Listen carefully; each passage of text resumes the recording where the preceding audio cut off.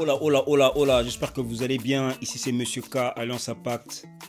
For you, I am back. Vous avez été nombreux à m'envoyer des messages, à vouloir à ce que je m'intègre. MK, question box, réponse de ma part. Donc surtout n'hésitez pas, aujourd'hui spécialement, je vais répondre à vos questions. À cœur ouvert, transparence, sans filtre.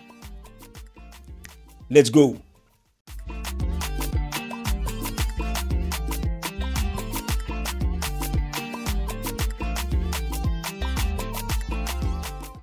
Alors, là, on a affaire à deux visions différentes. Je vous dis la vérité, hein, il ne faut même pas être dans les calculs.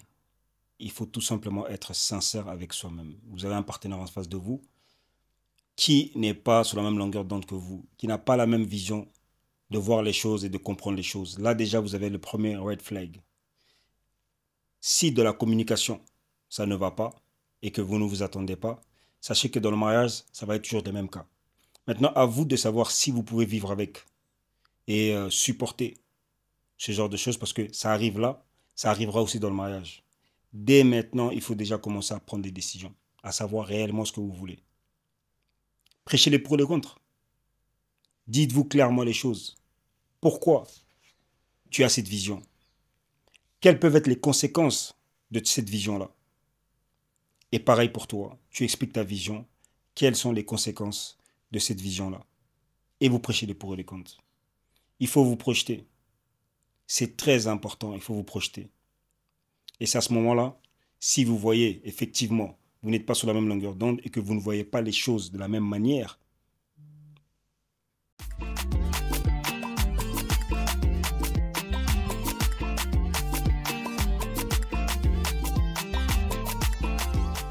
alors, une histoire de budget. Comme je l'ai souvent dit, hein, quand il s'agit d'argent, il faut forcément de la discipline. Surtout chez nous. Il faut dire la vérité. Vous savez, la communauté afro, bien évidemment, avant que les gens commencent à s'exciter un peu, ce n'est pas forcément tout le monde. Mais il faut dire la vérité, c'est la majorité. Moi y compris. Vraiment, éducation financière, c'est quelque chose de très, très important. Très, très important. Il faut s'éduquer, il faut être discipliné parce qu'il y a le après. Il faut se projeter. Il ne faut pas vivre du jour au jour. Dès lors où tu décides de te mettre avec une personne, tu ne peux pas te permettre de faire ce que tu veux. C'est un état d'esprit d'équipe, déjà, il faut le savoir. C'est un partage, c'est une communication. Donc non, il ne faut pas céder face à une personne qui veut dépenser n'importe comment et pour des futilités. Je vous ai souvent dit, il faut savoir dissocier les envies et les besoins. Et ça fait partie de la discipline. Vous ne pouvez pas céder à tout et aux caprices de l'un. Surtout l'homme. Il ne faut pas céder aux caprices de la femme. L'homme doit rester concentré. L'homme, c'est le pourvoyeur. L'homme, c'est la sécurité. Et l'homme, c'est le visionnaire. Donc, il ne faut surtout pas céder. Il faut expliquer. Il ne faut pas non plus dire un non à l'africaine. Non, non, sans justification derrière. Mais il faut toujours que ce soit un non constructif. C'est très important.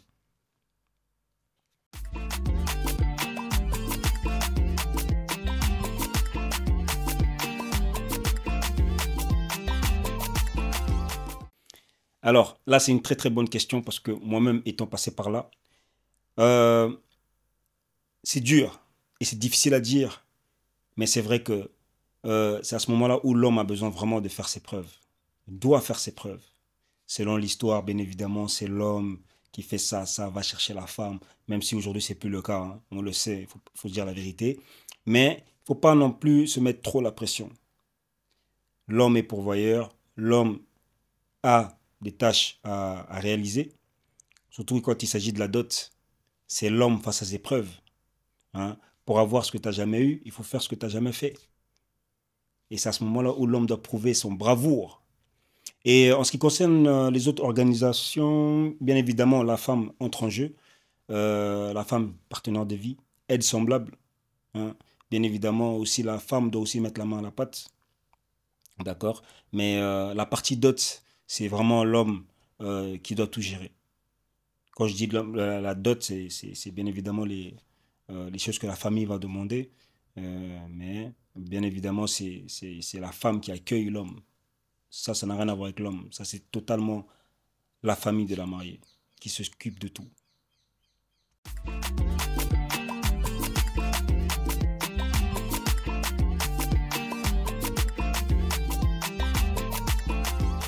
Très bonne question. Alors pour moi, pour ma part, il faut savoir une chose. Dès lors où vous décidez de vous marier, vous êtes considérés comme des futurs parents, des personnes adultes, des personnes matures. Alors vous devez compter sur l'un et l'autre, mais surtout pas sur la famille. Vous êtes censé aussi connaître votre famille. Il y a peut-être l'un qui a une famille qui, lorsque il débourse ou il investit de l'argent, ça devient du mépris, beaucoup de rappels derrière, malaise. C'est-à-dire vous êtes censé aussi connaître votre famille. À vous de savoir si oui ou pas vous pouvez accepter leur argent. Mais le plus important, c'est d'abord de compter sur l'un et l'autre. Et avant même, il faut savoir, il faut connaître votre capacité. Capacité de l'un comme de l'autre. Calculer, savoir dans combien de temps vous êtes susceptible de récolter tant. Quand j'ai dit capacité, j'ai bien parlé de votre capacité à vous et non les prix des prestataires. Ça, c'est le piège. Donc non, comptez d'abord sur vous-même avant de compter sur les autres. Parce que les autres ne seront toujours pas là avec vous. Car après le mariage, c'est l'un pour l'autre, première famille.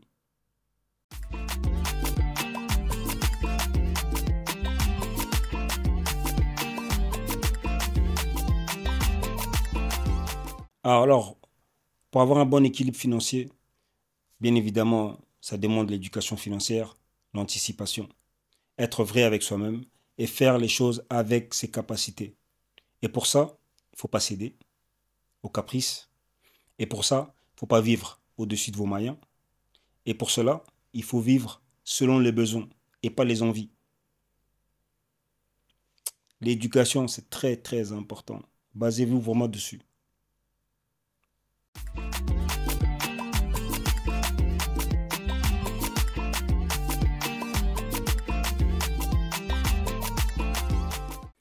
Alors, le choix des prestataires. Là, on rentre dans le milieu prestataire. J'aimerais que les futurs mariés aujourd'hui, à partir d'aujourd'hui, parce que écoutez-moi bien, là, je vous parle vraiment à cœur ouvert, je pense à vous. Même si vous ne me prenez pas en tant qu'organisateur, je pense quand même à vous. Et il faut savoir une chose, pour trouver le bon prestataire, c'est à travers l'échange. Arrêtez tout de suite de vous fier à ce que vous voyez sur les réseaux sociaux. Arrêtez tout de suite de regarder en fonction de la notoriété ou en fonction du nombre d'abonnés. Fiez-vous à l'humain. Échangez avec la personne. Aujourd'hui, lorsque vous choisissez votre prestataire, choisissez un prestataire qui partage les mêmes valeurs que vous. Pareil, hein, en fonction de votre budget, vous pouvez très bien tomber sur un bon prestataire. Pas le meilleur forcément, mais un bon qui peut éventuellement répondre à vos attentes.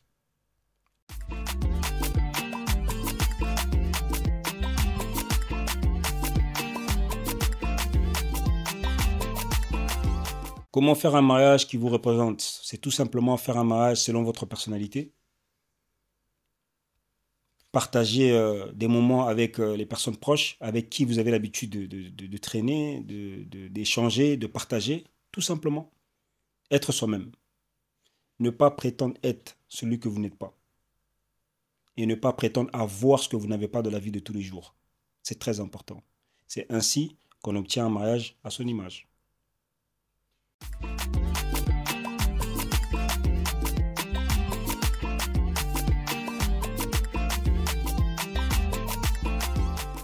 Alors, il faut savoir une chose.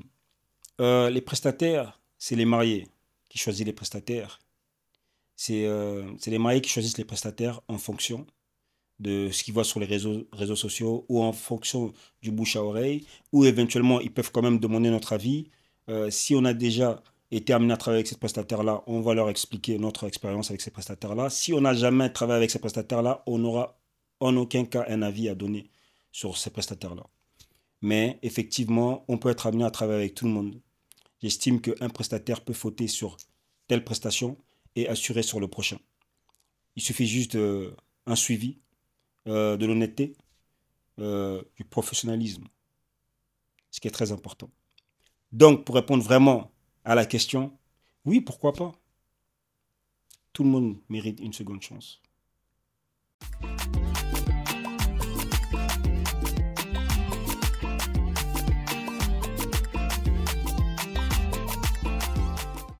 Alors, en parlant de ces gens-là, rien n'est facile dans la vie. Ça, on le sait déjà. Tu peux gagner autant d'argent que tu veux, rien n'est facile. Il y a des personnes qui minimisent ce métier, qui pensent pouvoir faire ce métier aussi comme ils ont été amenés à organiser peut-être un anniversaire ou participer de loin à un mariage. C'est pas du tout pareil. Parce que ça demande beaucoup, beaucoup de concentration, beaucoup de sérieux, beaucoup d'humanisme. Ça veut dire qu'il faut vraiment faire à ton prochain ce que tu aimerais on fasse pour toi. Donc les personnes qui disent que c'est facile, ce sont des personnes déjà avec qui tu ne devrais pas travailler, tu ne devrais pas t'allier, parce que quand c'est facile, c'est là où on tombe de haut.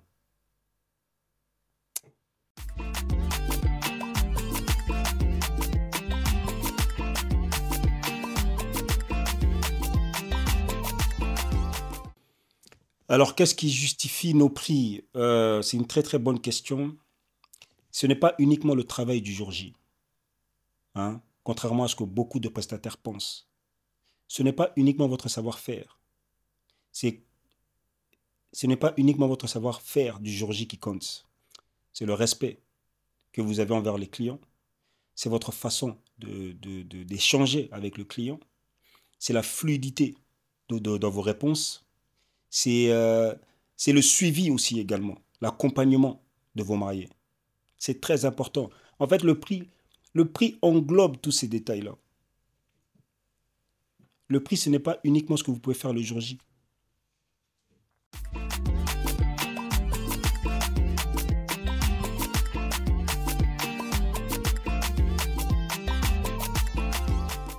Alors, Monsieur K prend énormément de la place chez Alliance Impact. Tout dépend de la formule, bien évidemment.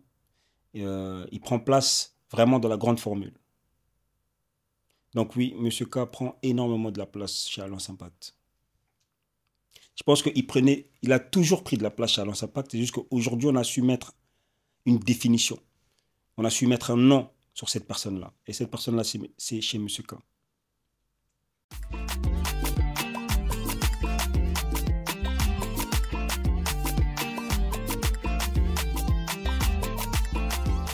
La vision du mariage aujourd'hui a changé, a évolué. Et pour ma part, c'est très important. Vu la somme que nos mariés dépensent, c'est énorme et j'estime que la qualité du côté des prestataires diminue. Pourquoi? Parce que dû peut-être par rapport au fait qu'ils aient beaucoup de followers, ils estiment qu'ils ont beaucoup de clients, ils n'ont plus besoin de continuer à se former. Alors que la formation, c'est éternel. Tous les jours, on se forme. Tous les jours, on doit chercher à s'améliorer pour pouvoir fournir un service de qualité. Parce qu'en face de nous, nous avons un événement qui arrive qu'une fois dans la vie. Pour nous, les prestataires, on peut être amené à organiser plusieurs mariages le lendemain, quelques semaines plus tard. Mais les mariés, pour eux, c'est qu'une fois dans la vie. Alors, on se doit d'être carré, irréprochable.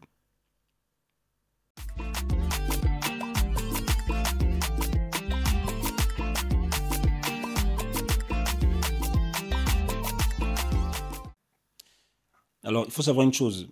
Je vous le rappelle, on est dans le milieu d'événementiel. C'est un milieu où l'un a besoin de l'autre. C'est un esprit d'équipe. Il y a pas une question de supériorité. C'est vrai que le client est très important. Nous sommes au service du client, à sa disposition, à la limite du raisonnable, bien évidemment. Le respect doit être réciproque. Le respect doit être réciproque. C'est très important. Euh, Surtout, je vous ai dit, la vision du mariage a évolué. Nous aussi, nous avons évolué. Ça veut dire que nous exigeons le respect. Nous ne tolérons pas le manque de respect. Nous ne tolérons pas aussi le mépris. Et là où j'aimerais stipuler quelque chose de très important, ce n'est pas parce que vous nous payez que vous nous achetez. Il ne faut pas oublier, on n'achète pas l'humain. Vous payez un service dans lequel nous devons répondre présent et nous devons fournir un service de qualité digne de ce nom. Peu importe le prix. Parce que lorsqu'on paye un service, on répond présent pour un service.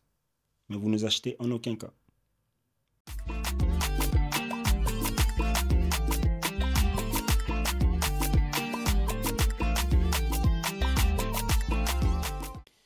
Notre monde de prestataires est-il solidaire?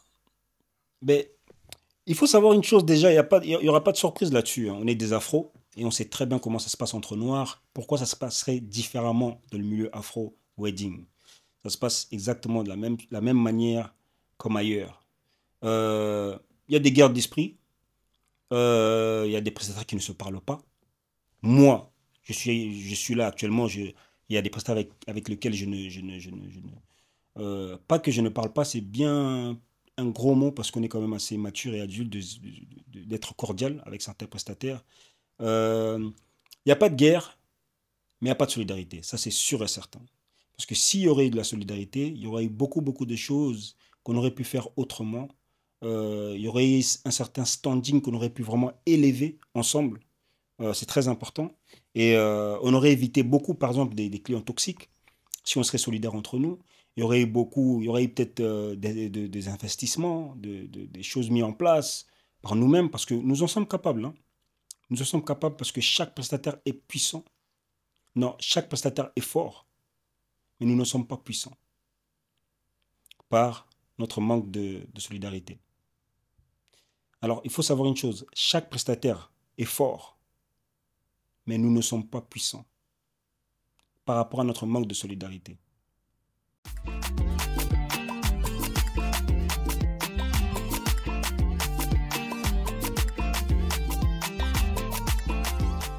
Alors, s'il y a quelque chose que j'aimerais dénoncer auprès de que ce soit prestataire ou client, hein, commençant déjà par mes chers collègues prestataires, et quand on dénonce, c'est pas forcément que nous, on est irréprochable, hein.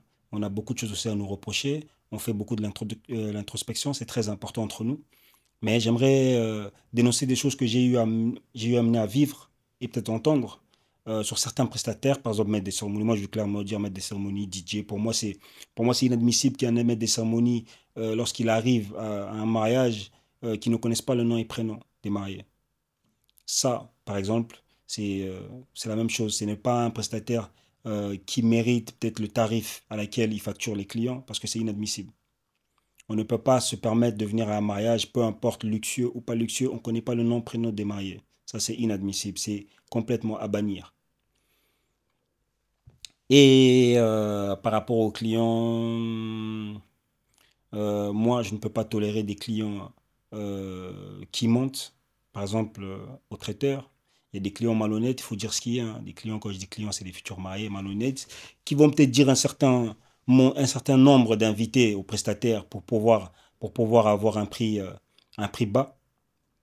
Et qu'on arrive le jour J, on se retrouve avec des surprises.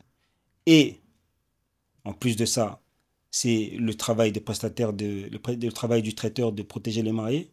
En l'occurrence, les mariés ne disent pas les vérités aux convives. C'est important parce qu'il y a l'image aussi du traiteur derrière qui va devoir protéger et assumer. Ça, c'est les choses que j'aimerais dénoncer.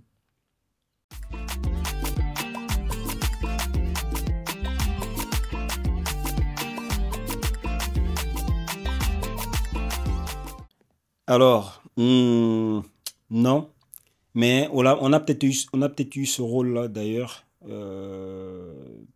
parce que Alliance Impact avait une certaine vision pour la communauté, que ce soit de la part des clients ou de la part des prestataires. C'est-à-dire que des personnes justes, enfin, on a vraiment essayé de l'être, même si la plupart du temps, ça nous est réellement tombé dessus. Nos proches nous ont bien conseillé d'arrêter de le faire, etc.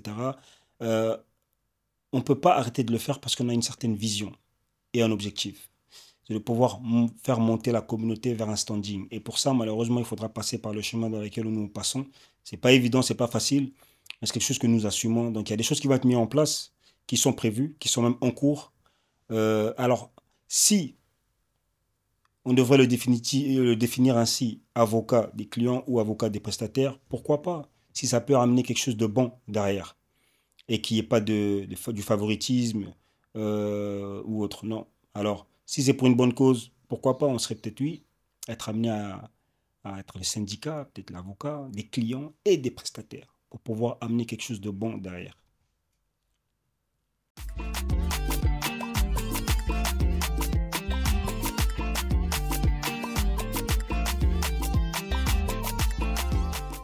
Yes, et pour finir, vous m'avez demandé quelques conseils pour les futurs mariés. Honnêtement, à cœur ouvert, vraiment, vraiment à cœur ouvert, je vous invite vraiment à vous diriger vers des mariages, vers la vision du mariage très, très, très restreint, vraiment, si ce n'est que du wedding destination. Allez-y, profitez au max avec vos proches, faites-le vraiment, savourez votre mariage. Sinon, si c'est ici en Île-de-France, je vous dirais vraiment de baisser au niveau du nombre d'invités. Arrêtez de faire ce qui a déjà été fait. Arrêtez de faire ce qui est fait. Soyez différents, soyez uniques à votre image. Décidez de faire un mariage restreint avec votre famille. Profitez à fond. Et là où j'aimerais encore un plus stipuler, être ferme là-dessus, c'est que vraiment, cette génération, je vous invite vraiment à respecter les propos que vous avez lors de la cérémonie. Parce que ce n'est pas du tout le cas. Lorsque vous décidez de vous marier, sachez que vous décidez de vous marier pour le meilleur et pour les difficultés. Parce que le pire, c'est ce que vous-même vous créez. Violence conjugale, violence morale, violence physique, l'adultère, l'infidélité, pas uniquement sexuelle. Ça, c'est des choses qui font partie du pire que l'humain crée. Mais sinon, lorsqu'on décide de se marier, lorsque nous avons la volonté de se marier, c'est à deux pour créer l'unique. C'est pour le meilleur et pour les difficultés. Posez-vous les bonnes questions. J'aimerais que la femme puisse être plus à l'observation. Et l'homme aussi être à l'observation. Posez-vous les bonnes questions, arrêtez de vous mentir. Est-ce que vous êtes réellement ensemble pour l'avenir? Ou est-ce que vous voulez que du présent, que de l'adrénaline, que des pulsions? Parce que ce ne sera pas le cas. Parce que le mariage, c'est pour les difficultés financières, maladie, santé, très important. Posez-vous les bonnes questions, chaque partenaire. Regardez votre partenaire parfois. Dites-vous, je l'aime tellement que même si aujourd'hui je dois prendre soin de lui, le nettoyer, le laver, l'assumer, je le ferai. Vice-versa aussi pour l'homme. La femme que vous regardez, sachez qu'elle ne sera pas toujours comme à l'instant présent. Elle va changer, elle va se développer. Il y aura des difficultés qui vont arriver. Je vous dis clairement, et je suis cash avec vous, vous êtes susceptible de rencontrer certaines difficultés, vous devez faire face ensemble. Perte de l'enfant, fausse couche, accident, perte de l'emploi, sécheresse financière dans le foyer. Parlez de ce genre de sujet. Échanger, discuter. Parce que là, à ce moment-là, vous êtes en train de vous conditionner. Mis à part ça, soyez heureux, soyez bien ensemble. Arrêtez de vous mettre trop la pression. Les 50-50 là, si vous n'arrivez pas à gérer les 50-50, ne gérez pas, ne faites pas comme les autres. Vous ne connaissez pas la vie des autres. Soyez partenaire de vie. Soyez une équipe. Soyez complémentaires. Regardez les deux piles. Il y a toujours le moins et le plus. Le moins ne peut pas fonctionner sans le plus. Le plus ne peut pas fonctionner sans le moins. Retenez cet exemple-là. Soyez complémentaires. Il y aura des hauts et des bas. On passe tous par des hauts et des bas. Moi-même, nous vivons des hauts et des bas dans notre couple. Ça, c'est un combat d'une vie éternelle. Le mariage est une institution divine, la plus combattue dans la vie. Donc les combats, il faut s'y attendre. Battez-vous ensemble. Ça, c'était les conseils de chez Monsieur K. Vous êtes ensemble pour le meilleur et pour les difficultés. N'attendez pas que ça vous frappe pour tomber de haut. L'homme prudent voit le mal arriver de long. Là, j'entends de mes citations. Là. À deux pour créer l'unique. Et ce qui est très important aussi, on ne peut pas comprendre le présent si on ne connaît pas le passé. Cherchez à connaître le passé de votre partenaire. N'écoutez pas les « ouais, mais c'était son ex, le passé, ne cherche pas à comprendre ». Cherche à comprendre qui vous avez en face de vous. Essayez d'aller creuser vers les familles, les tribus, c'est très important. La spiritualité, ça c'est un autre cas que je vais aborder plus souvent aussi. Parce qu'on ignore beaucoup de choses. Alors, en tout cas, c'était chez Monsieur K, à cœur ouvert. Conseils, questions, réponses. On est ensemble. Ciao. Chez Monsieur K, Charisme élégant, tu peux pas le nier. Chauve barbu, tu peux pas le rater. C'est Monsieur K.O. Y'a les mamans